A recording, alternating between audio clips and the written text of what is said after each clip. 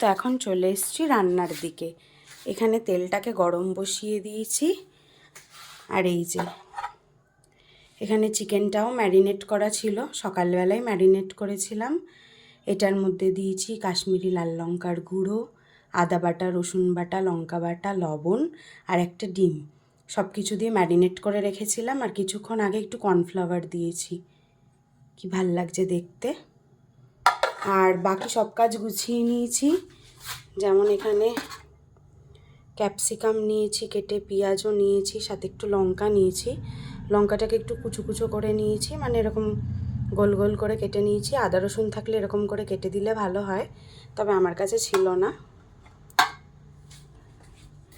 আর এদিকে একটা sauce ready করব, যার জন্য নিয়েছি গ্রিন চিলি সস। চিংসের নিয়েছি, এটা বেশ ভালো হয়। গ্রিন চিলি নিয়েছি, এখানে রেড চিলি নিয়েছি, আর ডার্ক সয়া সস নিয়েছি। আর সেই সাথে ম্যাগির hot and sweet tomato chilli sauce নিয়েছি। এটা দিয়ে এই সব কটা মিলিয়ে একটা সস রেডি করব। আর এখানে একটু কর্নফ্লাওয়ার গুলে নিয়েছি। এত কিছু উপকরণ দিয়ে তো তোমরা মানে দেখে তো বুঝেই গেছো যে আমি কি বানাতে চলেছি। তো আগে একটু পকোড়াগুলো ভেজে নিই, তেলটা গরম হয়ে গেছে। তারপরে বাকিটা কিভাবে রান্না করছি সেটাই তোমাদের সাথে শেয়ার করব।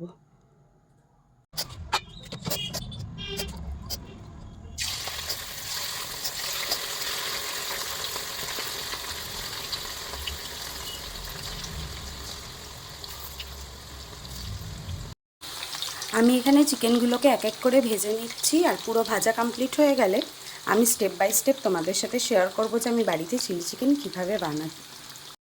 তো আমার এখানে চিকেন পকোড়াগুলো ভাজা কমপ্লিট হয়ে গেছে। আর এখান থেকে বেশ কিছুটা তেল এবার তুলে রাখবো, কারণ এত তেল দিয়ে তো আমি রান্না করব না। তো আগে তেলটা তুলে নিই, তারপরে তোমাদের সাথে রান্নাটা শেয়ার করছি। তেলটা ভালোই কিন্তু গরম আছে।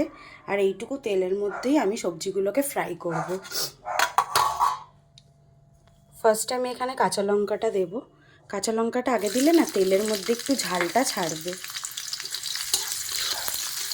আর সব কিছু কিন্তু হালকা করেই ফ্রাই করব আমি এখানে।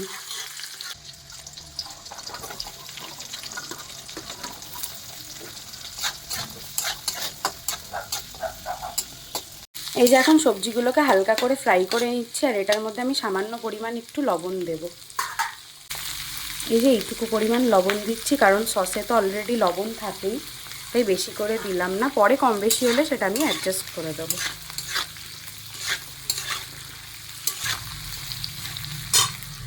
আর এই যে এখানে আমি সসটা রেডি করে নিয়েছি। কি কি সস দিচ্ছি তোমাদেরকে তো দেখিয়েছি। তার সাথে আমি এখানে কিছুটা পরিমাণে কাশ্মীরি লাল লঙ্কার গুঁড়ো দিয়েছি কালারের জন্য। আর সামান্য পরিমাণ স্বাদটা যাতে ব্যালেন্স হয় সেই চিনি দিয়েছি। সসটা এখানে গোলা হয়ে গেছে। এটা হালকা ভাজা হয়ে গেলে আমি সসটা দিয়ে দেবো। এই যে এখানে হালকা করে ভাজা হয়ে গেছে, এবার এই সসটা আমি দিয়ে দেবো।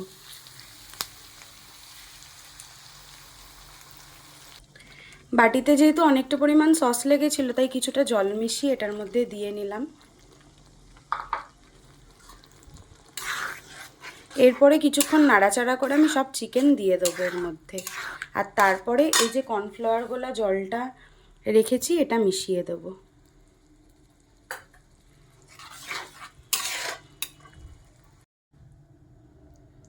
এবার আমি চিকেনগুলোকে দিয়ে দিচ্ছি।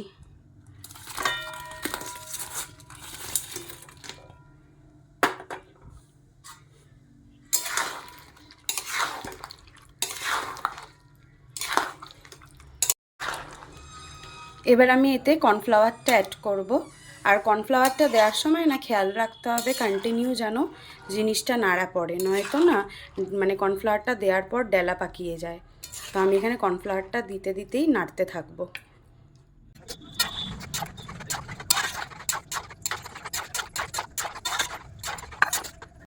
আমাদের বাড়িতে না কেউ মানে সবাই যেহেতু খুব বেশি গ্রেভি পছন্দ করে না, তাই খুব বেশি বানায়নি। তবে যেহেতু রুটি দিয়ে খাবে এইটুকু তো লাগবেই। তো আমার রান্নাটা কমপ্লিট হয়ে গেছে মোটামুটি। আর লাস্টে না স্প্রিং অনিয়ন দিয়ে গার্নিশ করলে বেশ ভালো হয়। আমার কাছে যেহেতু নেই, তাই আমার এখানেই রান্নাটা কমপ্লিট হচ্ছে। তো তোমাদের ভিডিওটা কেমন লাগলো অবশ্যই জানিও কিন্তু।